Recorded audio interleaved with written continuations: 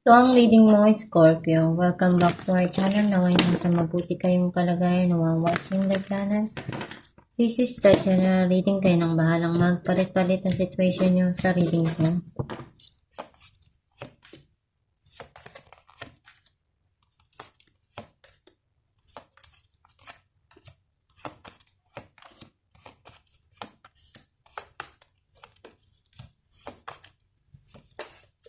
At the bottom of the deck, Knight of Cups. I feel like yung energy mo, nasi-sense ko na naandun yung mga bagay na nagpapasaya sa puso mo. Pagmamahal, maaring ibinibigay mo, pinupunaan mo, or ikaw yung nagbibigay sa sarili mo. Ang mensahe ng card mo, nakikita ko na may hinihintay ka dito eh. Kasi alam mo sa sarili mo na ginawa mo na lahat. Napunuan mo na lahat. At andun eh, na kung ano man yung gusto mo, darating at darating yan. At magiging masaya ka. May mga pangarap ka pa dito na sa tingin mo, hindi mo pa nagagawa. Pero pinag-iisipan mo kung kaya mo pa. May darating na kailangan mong aksyonan. Pwedeng opportunity para sa'yo o bagong trabaho. Some of you pwedeng nagiging maganda yung connection ng someone sa buhay mo, sa'yo. O pwedeng may sisimulan ka dyan na bagong proyekto. Nandun yung may mga bagay ka ditong ginagawa na alam mong makakabuti dun sa sitwasyon or sa buhay mo.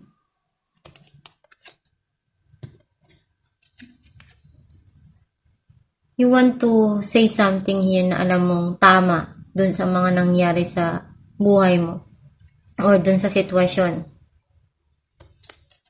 Or pwedeng nagkakaroon na ng linaw sa'yo lahat ngayon. You feel something na kailangan na bigyan ng wall yung puso mo kasi napagod ka na eh. Nagsawa ka na. Kasi ang dami nang dumating, ang dami mo nang naranasan. Pero hindi ka give up. Hindi ka susuko. Lalaban ka pa rin.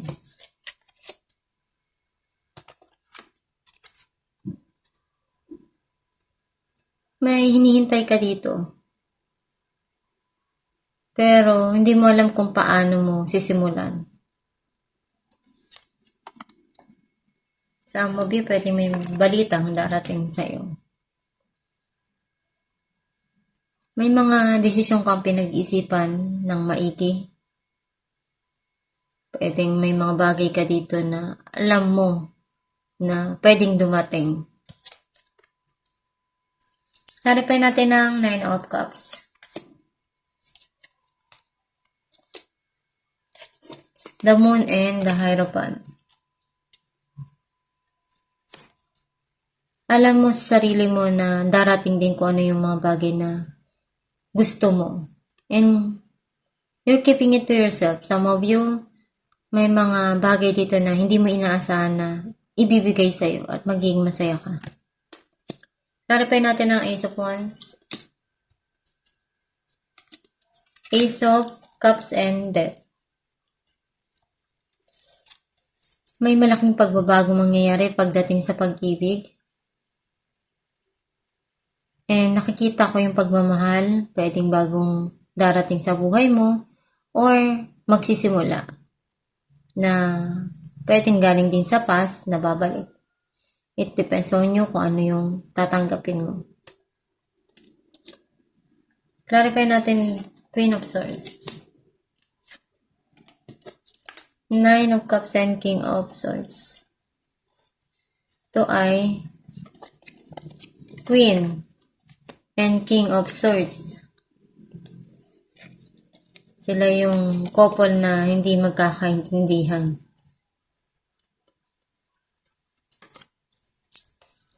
Andun yung may mga hinihiling ka dito na gusto mong maibigay sa'yo. And alam mo sa sarili mo kung ano yung mga bagay na gusto mo na tama para sa'yo. Pwedeng something here na gusto mo mangyari dun sa sitwasyon or dun sa relationship. Or pwedeng sa tao din mismo. Clarify natin ng Page of Wands.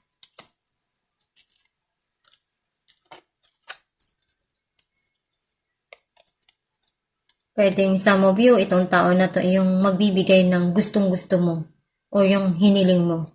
Two of Cups and Ten of Wands. Alam mo kung ano yung responsibilidad mo dun sa tao na yun or sa sarili mo. Hinihintay mo na dumating yun.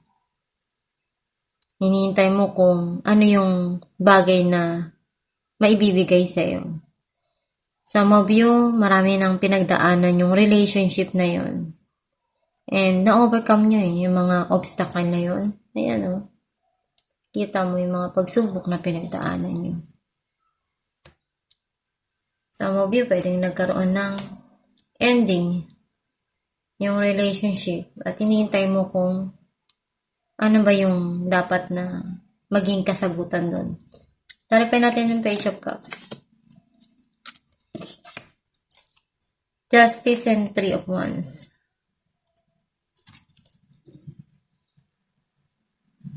You want to balance everything ngayon sa buhay mo. May mga pangarap ka dito na hinihintay mo kung kailan ba mabibigay sa'yo. Kasi para sa'yo, may mga hinihintay ka dito na justice dun sa situation sa buhay mo. Clarify natin the Magician. Knight of Cups and Page of Pentacles. This person wants to tell you yung feelings niya. Pero iniisip niya kung paano. Andun yung gusto niyang gawin lahat ng makakaya niya. Kasi alam niya sa sarili niya na mahalaga sa'yo yung hindi ka basta-basta nakukuha sa kahit anong bagay. Alam mong kailangan ipakita yung pagmamahal na kaya ng tao. Clarify natin ang Nine of Wands. Queen of Cups and Ten of Cups. Right now, ito ang magpapasaya sa'yo Yung pamilya. Yung para sa'yo, yung pagmamahal, yung pag-aalaga, yun yung hinahanap mo na maibigay sa'yo. Clarify natin ang Three of Wands. Eight of Pentacles and Judgment. Andun yung pagsusumikap mo. May mga bagay ka lang dito na kailangan mong pagdesisyonan para dun sa trabaho mo o para dun sa mga bagay na ginagawa mo. May mga bagay ka dito na tinatapos dahil sobrang busy mo Pwedeng something here na nasa malayo Alamin natin kung ano mensahe ng iyong gabay. Law of Attraction. Each thought is an investment that pays immediate dividends. So, invest wisely.